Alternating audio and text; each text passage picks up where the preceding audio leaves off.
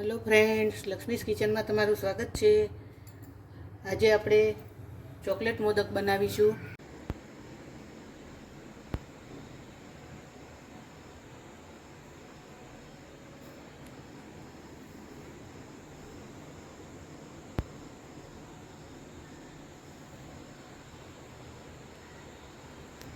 એના માટે મેં અહીંયા ડાર્ક ચોકલેટને મેલ્ટ કરીને લઈ લીધી છે અને વ્હાઈટ ચોકલેટ લીધી છે.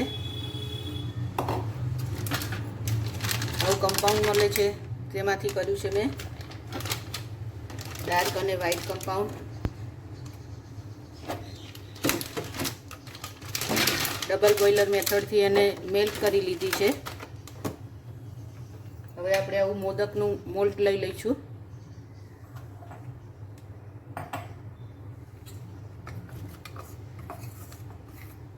એમાં આપણે આ ચોકલેટ ભરીશું.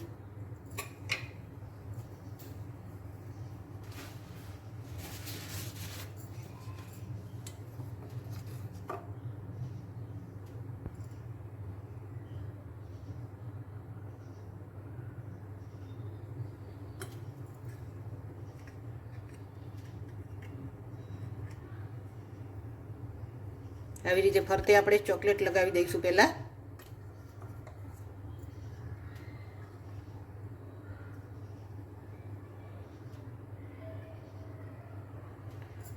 ચોકલેટ મેલ્ટ કર્યા પછી થોડીક વાર આપણે ઠંડી થવા દઈશું. એને રૂમ ટેમ્પરેચર ઉપર આવવા દઈશું.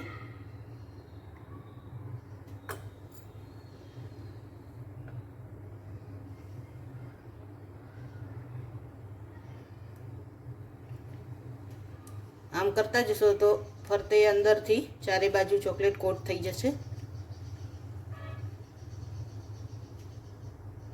એમાં આપણે તૂટી ફૂટી નાખીશું.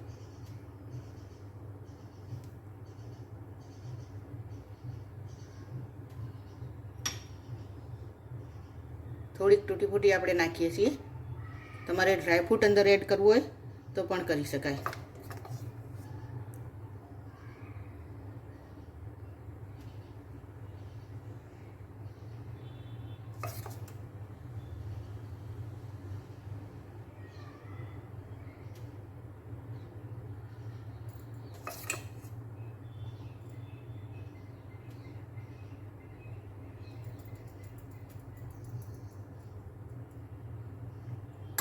થોડુંક આવી રીતે ટેપ ટેપ કરી લઈશું, જેથી અંદર હવા ભરાઈ હોય તો નીકળી જાય.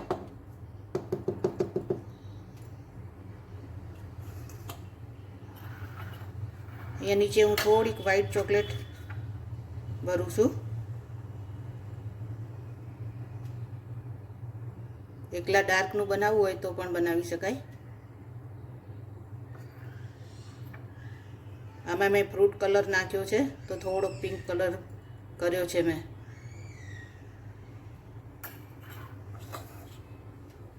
અને હું આના ઉપર મૂકી દઉં છું. કોઈ બી તમારે આવી રીતે સ્ટેન્ડ હોય તો લઈ લેવાનું, જેથી કરીને આવી રીતે રહી શકે. એવી જ રીતે આપણે બીજું પણ ભરીશું.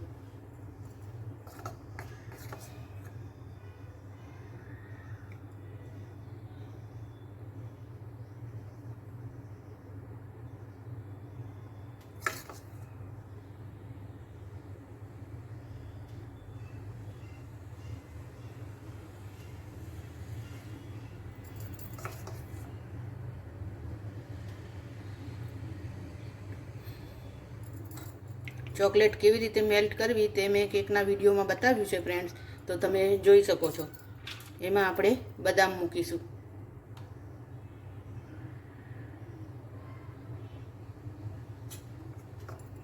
ફરીથી ભરીશું ઉપર વ્હાઈટ ચોકલેટ.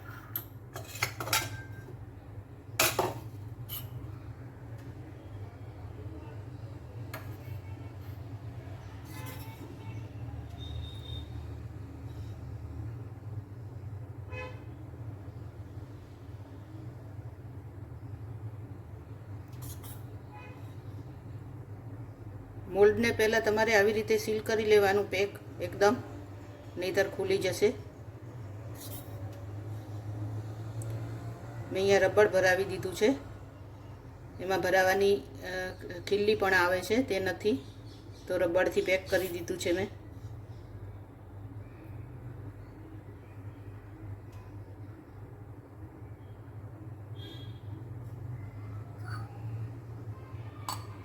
અને હવે આપણે ફ્રીઝરમાં મૂકી દઈશું.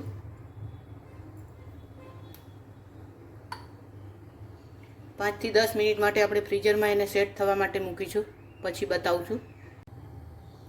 તો ફ્રેન્ડ 10 મિનિટ થઈ ગઈ છે, મેં ફ્રીઝરમાંથી કાઢી લીધા છે આપણા મોદક. જોઈ લઈશું આપણે.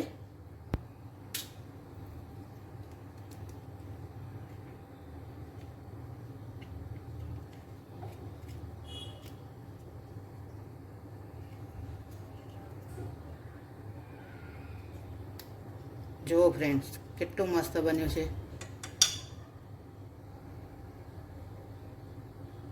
એકદમ સરસ મોદક બની ગયો છે. બીજો પણ કાઢી લઈશું આપણે. રબરથી મેં પેક કર્યું હતું.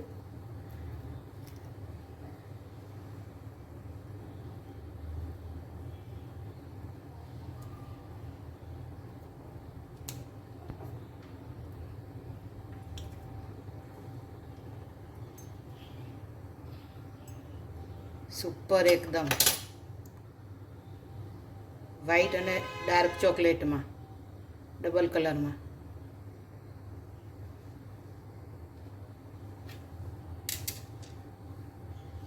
એવી જ રીતે મેં આ ત્રીજો એક બનાવ્યો હતો.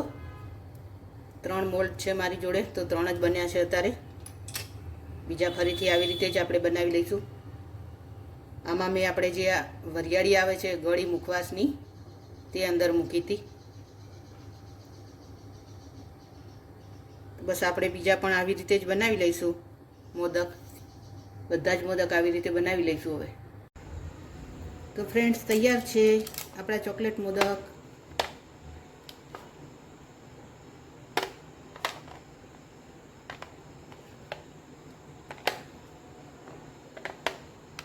આ નાનું મોલ્ડ હતું તો એકદમ નાના નાના બન્યા છે.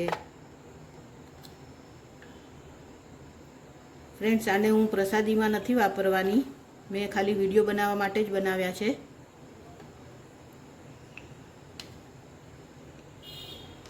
તો ફ્રેન્ડ્સ, કેવી લાગી તમને રેસીપી? જો રેસીપી સારી લાગી હોય તો વિડીયોને લાઈક કરજો, શેર કરજો અને ચેનલને સબસ્ક્રાઈબ કરજો. એન્જોય.